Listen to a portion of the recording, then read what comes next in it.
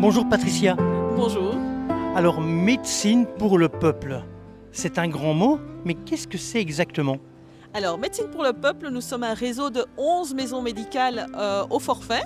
Nous travaillons sur deux aspects. Un premier aspect, nous sommes des centres médicaux. Donc, nos patients reçoivent de la médecine gratuite, médecine générale, infirmière et après, soit psychologues, assistants sociaux, kinés. Donc ça, c'est la première partie où on soigne directement les maladies aiguës de nos patients. Et puis d'un autre côté, nous avons aussi notre centre d'action. Et donc ça veut dire que nous, on se met en route avec nos patients, c'est-à-dire on travaille sur l'empowerment. En gros, ça veut dire que nos patients, on va les prendre avec en fait pour aller gagner des choses. Donc par exemple, quand on a un problème on a des enfants par exemple qui ont des problèmes d'asthme chronique. Donc on peut les soigner avec des puffs, mais si on ne s'attaque pas directement aux causes en fait, de leur maladie, qui est le logement insalubre, en fait ils seront tout le temps malades. Et donc nous, avec Médecine pour le peuple, on fait les deux. Donc on soigne la maladie aiguë, mais aussi on va s'organiser avec nos patients pour justement aller revendiquer de meilleurs logements. Là par exemple, pour les malades longue durée, on va aussi prendre en main, donc on va se battre avec nos patients, avec les gens. Et plus récemment, par exemple, on fait aussi des études sur ce qui concerne tout ce qui est maladie et travail.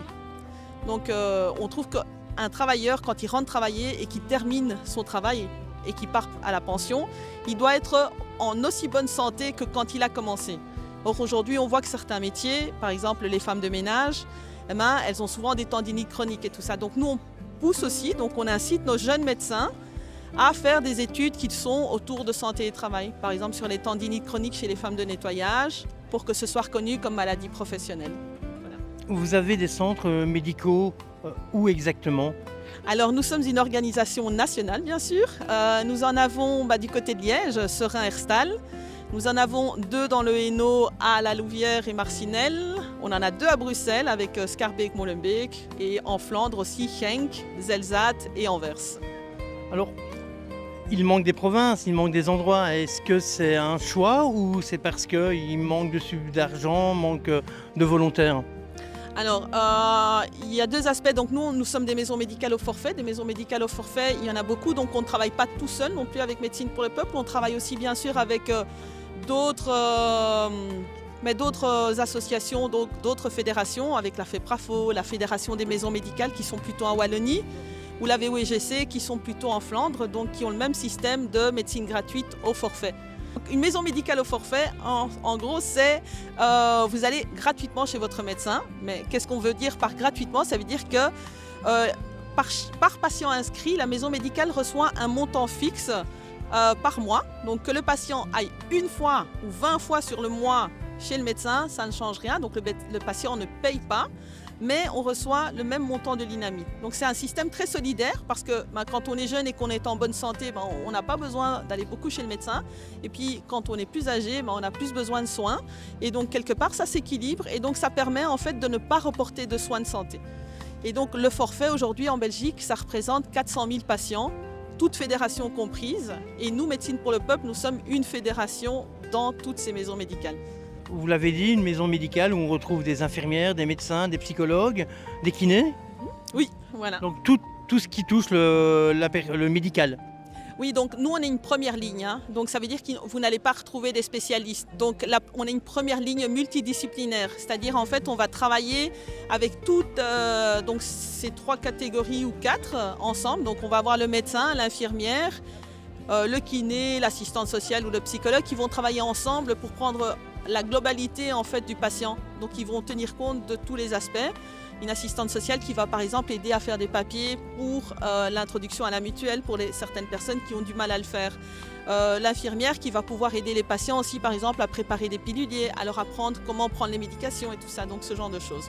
Alors vous faites de l'action, de la médecine, mais vous faites de la prévention. Comment ça se passe la prévention par rapport aux maladies chroniques par exemple? Pour la prévention, donc, on a un texte de vision aussi avec 3 axes, donc la prévention est dedans.